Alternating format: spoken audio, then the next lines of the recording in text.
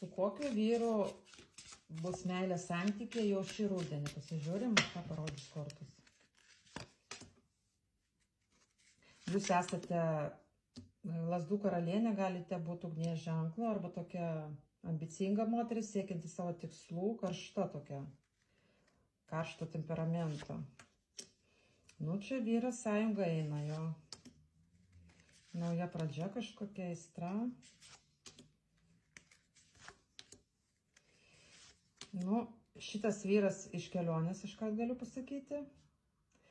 Pas jį buvo dvi moteris. Tai yra jūs ir dar viena kažkokia, gali būti vandens ženklo. Jinai kažkur iš toli gal. Arba jūs esate, tarkim, vandens ženklo, atvirkščiai, suprantat? Arba tokių energijų, empatiškų, jautrių, žinot, tokia. Ir čia, kaip pasakyti, jisai gal buvo ant pasirinkimo, ar kaip čia suprast? Va su šituo bus vyru, tai kodėl čia rodo? Tai nelabai gerai, kad taip ant pasirinkimo. Čia buvo pauzė su juo. Nu, aš taip suprantu, jūs jau jį pažįstat, jeigu man taip rodo. Buvo priimtas sprendimas nutraukti santykius, išeiti vienatvę išminti. Ir čia staigios permainos. Nu tai jo, ir čia jisai gali būti irgi ugnies ženklo. Čia staigiai kažkaip jis apsireiš netikėtai jums. Arba toks, sakau, aistringas vyras, seksualus, susispyręs, ambicingas, neperkalbamas, stiprus, toks. Čia kažkokia žinia iš jo. Prisipažinimas meilėje.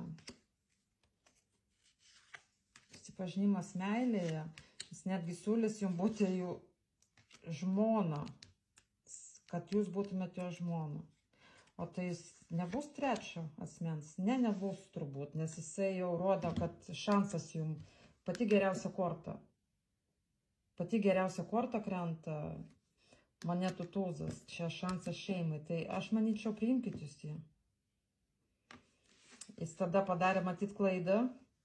Jūs jį atitraukėt nuo savęs, kadangi, nu, tipo, nenorėjo dalyvauti kažkokiam trikampis, ten gal su kažko dar nebuvo pabaigęs santykių.